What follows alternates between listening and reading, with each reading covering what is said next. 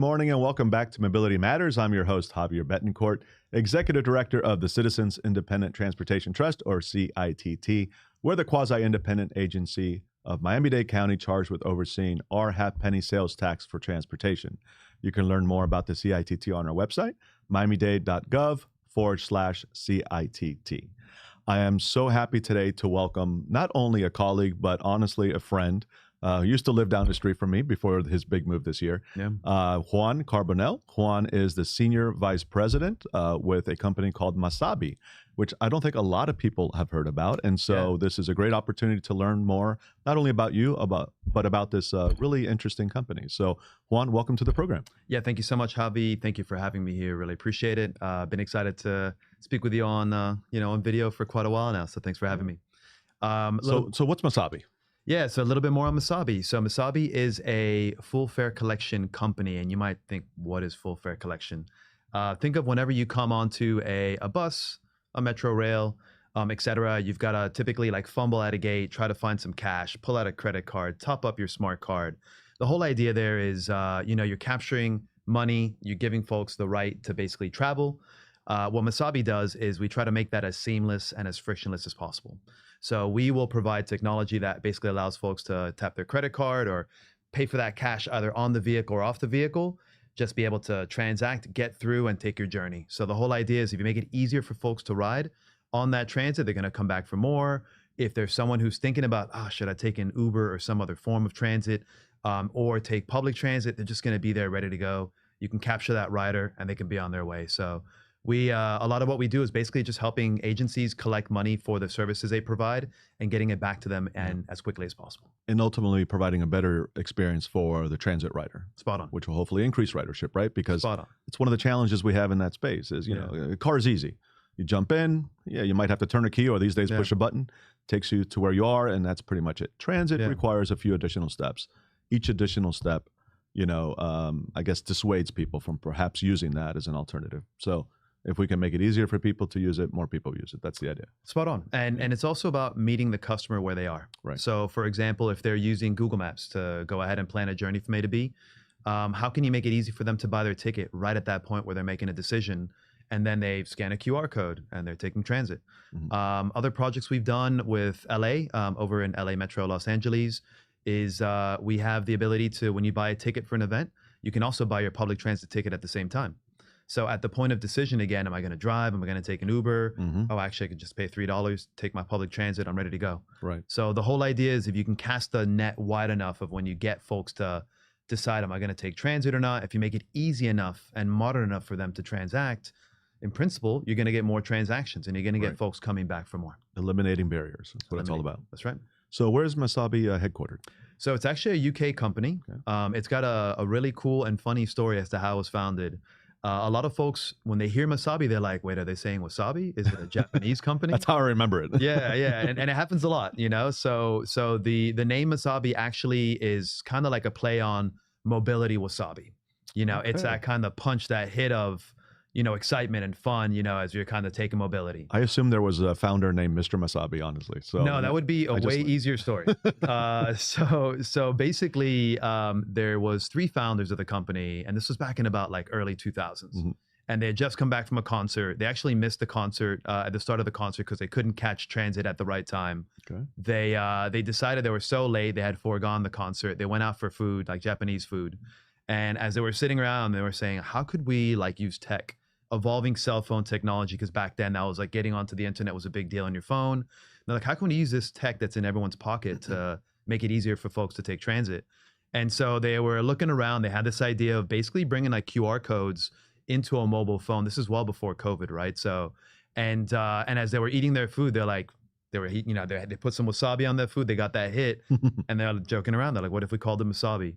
And like here we are 20 years later with the company name Masabi, and it is a hit of mobility, right? It's like getting people excited about taking transit, making easy, frictionless, reducing boundaries, getting on board. And so it's a UK company. Where is it being applied in the US? Is it here in Miami or South Florida yet? Great question.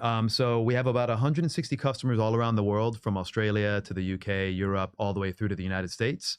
Some of our biggest customers here in the US are Denver, the likes of Pittsburgh, the likes of, we have, Los Angeles, as I mentioned before. We run rail services for New York, the MTA, as well as Boston, MBTA, the commuter rail services there. So here in Florida, there's one agency, which I'm forgetting about.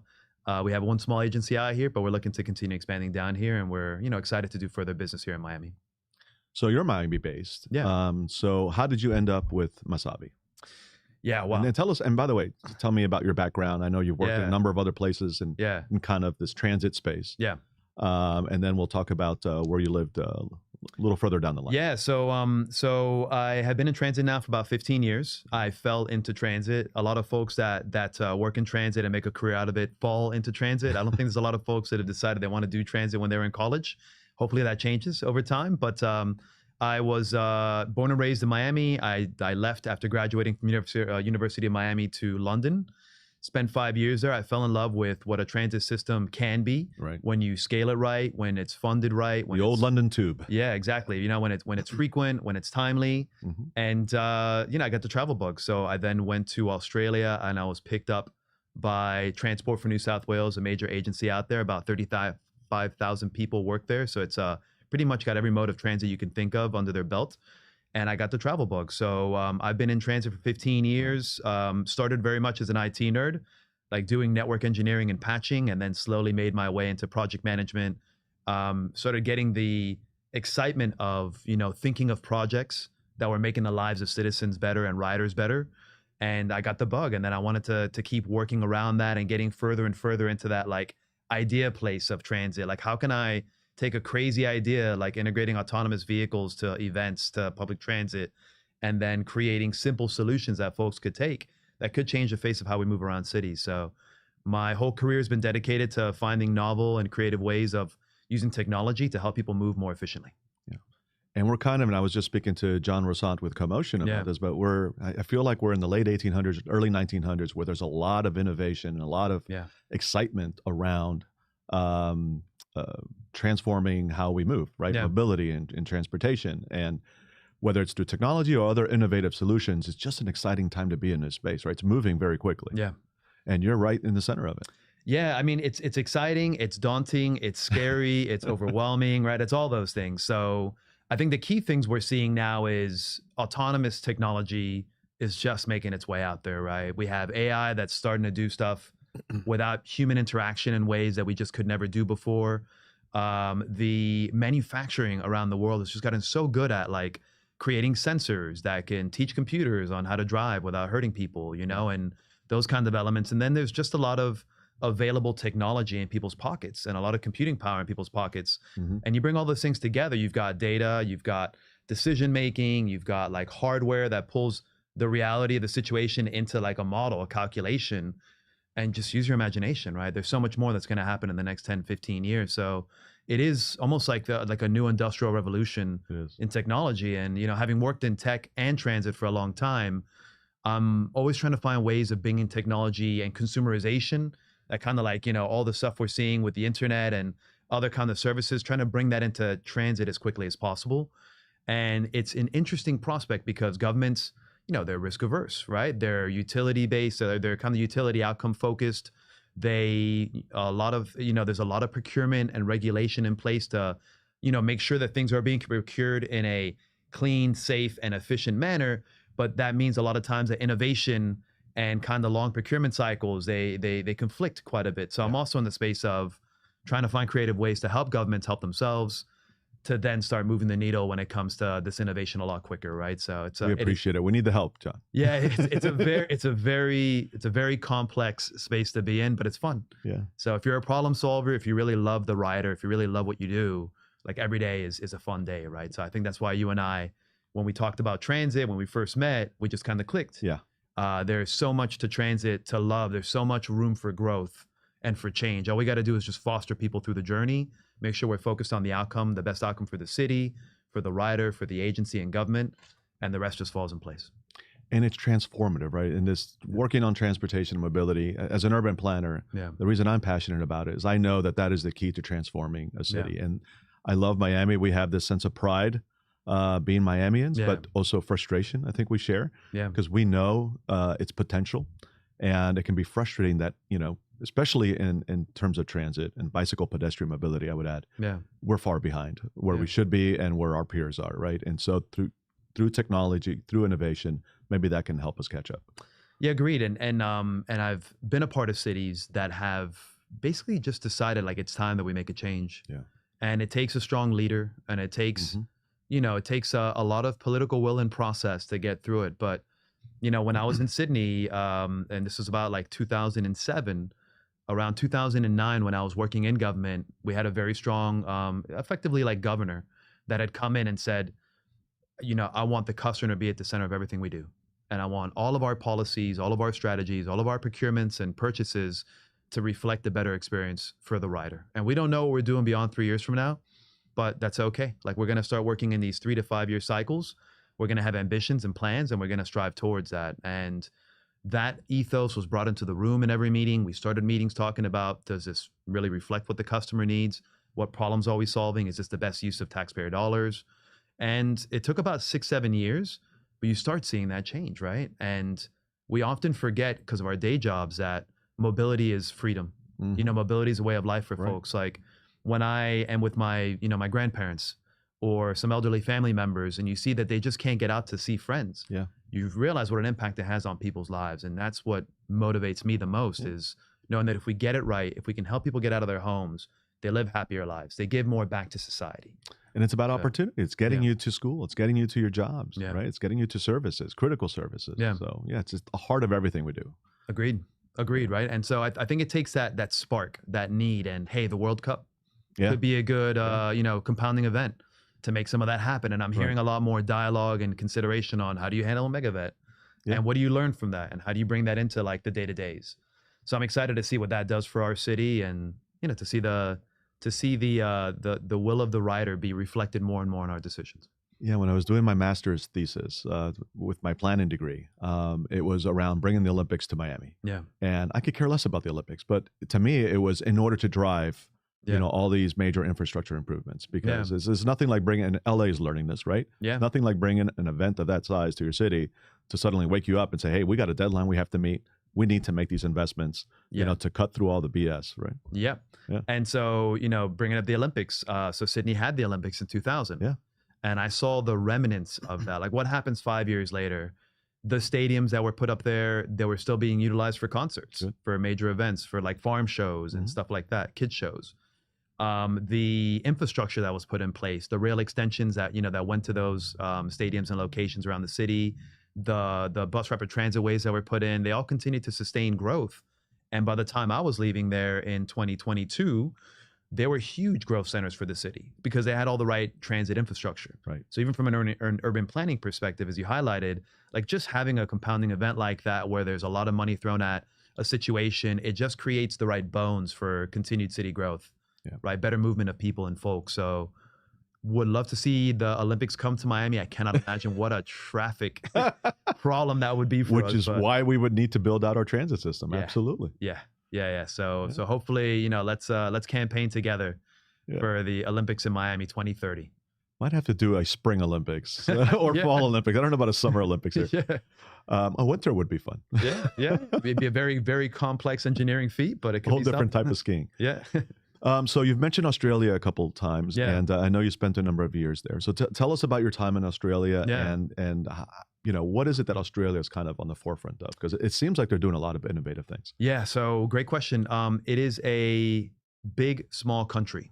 So it is the landmass of the United States with about 1/10 of the population. There's about 26 million people that live there. All on the coast, right? The center is kind of empty. Yeah, the center is all red, outback, right? Like red, classic desert. There's still folks that live out there, but they're like low density, like small population kind of cities and townships. It's the second richest country in the world per capita. Really? So, and it's probably the second or first most connected civilization, so to speak, in the world so far in terms of having cell phone connectivity. Everyone's banked, or most people are banked. So it creates a really interesting dynamic for like next gen technology. Like if you can get everyone banked and they're all connected via cell phones, how can you start doing more with what's in your pocket and then connecting that into those live services that are in the field? So what I saw a lot of in Australia is a handful of things. It's more European style transit. So there's pretty much every mode you can think of, from ferry to light rail to heavy rail to bus, etc. On-demand transit, paratransit, these kind of elements. It is very socially acceptable and expected that you would take transit where you go. Right. So the government feels a heavier obligation to make sure that the services are, designed right and available and timely. It is to own a car there. This is quite interesting. To own a car there, every car is taxed 50%. Ooh. There's a luxury tax that's added to cars, right? So it really does become you get something very small and cheap and cheerful and European, or you just find the way to take transit, and the time penalty for taking transit is typically not that great of a gap. It's like 10% more time or 25% more time than driving directly somewhere. And is there something about you think culturally about Australia that kind of also helps to drive innovation and some of these alternative modes? Yeah, so I think there is more of a like a group consciousness in Australia. There is more of we've got to protect our environment and our cities. There is because transit's so good, there's also just I want my time back. Yeah. I don't want to spend 2 hours a day stuck in traffic. Like, I'm happy to take a bus. Work-life balance over there, from what I understand. The work-life balance is great. Some examples and stories that I saw when I was there is, 3 o'clock on a Friday, on the average Friday, they would kick you out of the office and say, like, it's Friday, get out there, go for a surf. Oh, nice. Right, enjoy time with your friends, right? So, you weren't expected to do a lot of weekend work or late work. They tried to find the right amount of hiring of folks to be able to, to give you that proper work-life balance. So there's so much there that is life-driven, not like work-driven. And because it is more European-minded, there's good investment in infrastructure. There is like a large amount of services that are in the field. Weekend services, nighttime services. You're never really left stranded. Even in the regions, you're not left stranded. So what I learned from that was just managing a network of that size. The complexity of that size is phenomenal. The planning cycles there are multi-year planning cycles. Like in the United States, if you want to build any new infrastructure, buying those corridors, like laying out those corridors, community consultation, those things take years, and your plans go from A to B very quick, area to C really quickly. As you're kind of doing community consultation, you're changing like $16 billion programs and highways to go around a kid's school. You're putting up spires for exhaust in these kind of tunnels in different locations because of politics and other considerations. So you learn a lot about complex infrastructure projects and how to just really, really keep it simple for folks to engage. So, things like wayfinding, like keeping the signs really, really simple, or like choosing what bus numbers go what direction and what part of the city, so that folks, no matter where you are, you can see a bus number, you see the color of that route, you know exactly which way it's going. So that was done very, very simplified. A lot of technology enablement there. So, using apps to get from A to B, paying with that app, knowing how crowded your rail carriages were before you got on there, so you can choose cart 3 instead of cart 6. So much went into like just making it really clean and seamless for the rider to get on board. And then people loved it, right? Even during COVID, like numbers were okay. Folks kept moving around. They were very safe during that time. And like, it's a great world-class system.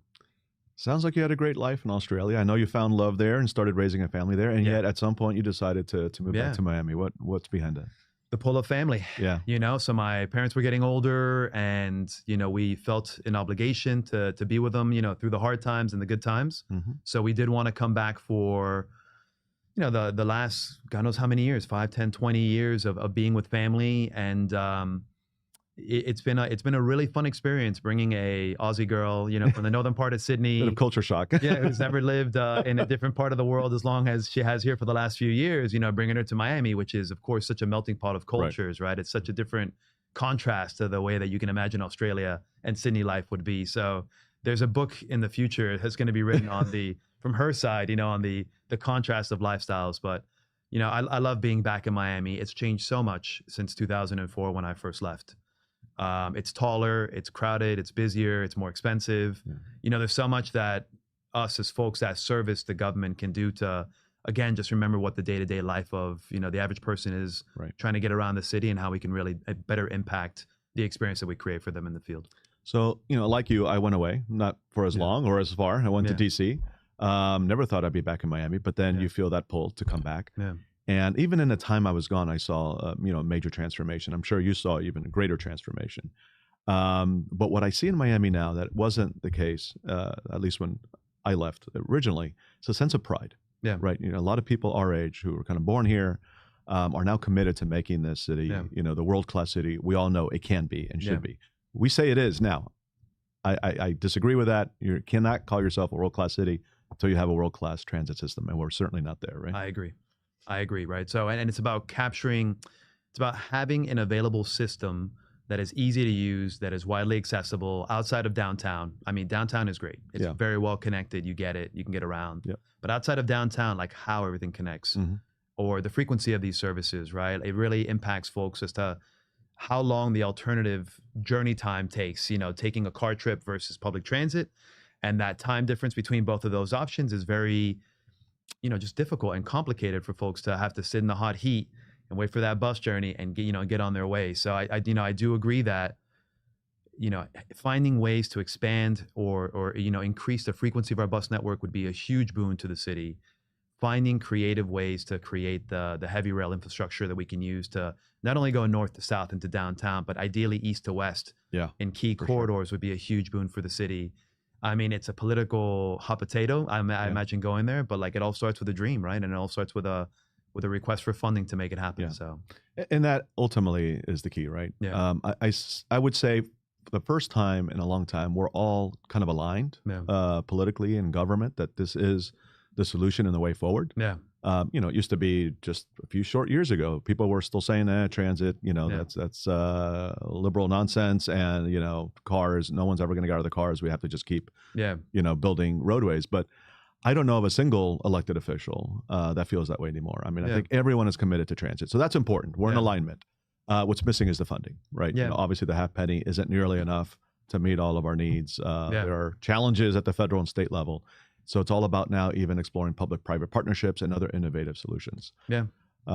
So let's get away from that for a second and talk about APTA. So you are one of the smartest, most passionate people in the transit space that I know of. And I'm not the only one that thinks that. Apparently APTA, the American Public Transportation Association, I think I got that right, feels the same because they allowed you into this very selective group of potential leaders, I should say, not potential leaders. And that's APTA Leadership, I believe it's called. Yeah, it's called Leadership APTA. Leadership APTA. So it's a program that goes over like 5, if you want to call it like on-site visits or on-site kind of like conferences with typically about 35 of select leaders from within the kind of the APTA or the public transit space within North America. So several hundred folks every year apply for this very prestigious, you know, very kind of like fortunate, you know, group of folks that, and they're taking you through a series of workshops to help you grow as a leader. So Leadership APTA is, it takes course over the year. You meet up in places like Washington, D.C. or like San Francisco, and you cover things like, you know, ensuring that when you go out to market to procure that you're asking the right questions to the market and you're setting up the right process so that it's fair and, you know, qualified, and of course you can procure against. Or how do you manage conflict and negotiation? Or how do you better work with unions to make sure that your services aren't interrupted, you know, with unplanned considerations? So I actually, funny enough, I applied 2 years ago, maybe even 3 years ago. You know, you're always so nervous applying for these things. I didn't know if I was actually going to have the opportunity to make it in. I was accepted. I decided at that point in time to switch roles, and they're like, hey, good on you for switching roles. Can you just give it another year and apply again next year? So then I applied again this year. I was very lucky to get in. And it's been such a refreshing, you know, just like association and cohort of folks. Like you're dealing with CFOs and CEOs and all different kinds of directors, and you've public and private, right? Public and private. Yeah. And it just gives you a voice. Like you realize that you're not alone in terms of trying to get stuff done and the walls that people have to break through to get stuff done. As you know, we just had a bit of group therapy. It's a lot of group therapy. It's a lot of like communal learning. You can see how, and this program's been going on for almost like 25, 30 years. You can see how it really has seeded a lot of folks with connections and of course with knowledge on how to best, grow their agencies and represent their agencies and represent their writers. So, for anyone who's considering going for Leadership APTA, read more about it. It's on the American Public Transit Association website. Read more about it. Definitely throw your hat in the ring. It is really a career-changing opportunity, both in terms of like networking, but also in terms of all the great content you learn there as well. That's great. I'll have to explore it. So I'm going to give a shout out to Leadership Florida. So much the same experience, but kind of broader than just transit. But that sounds like a great opportunity. So I'll be applying there next year. Yeah. Leadership Florida. Look out for this guy. So listen, Juan, thank you for being on the program. Unfortunately, we're out of time. Thank you. I know we can cover a lot more and look forward to having you back on at some point. Thank you so much. And thank you for everything you do and for the passion you bring to it. I mean, honestly, I have not met anyone who's more passionate about this subject than you, and you articulate it well, and you're living the dream. I appreciate it. So thank you, folks. That's all the time we have here on Mobility Matters. Please join us here every other Thursday from 9:30 to 10:30. Have a lineup of amazing guests lined up for you to enjoy and to learn from. As always, again, please visit our website for more information about us, miamidade.gov/CITT. And finally, as always, I also like to thank our partners in this endeavor, Miami's community newspapers, for hosting and producing the program. See you next time.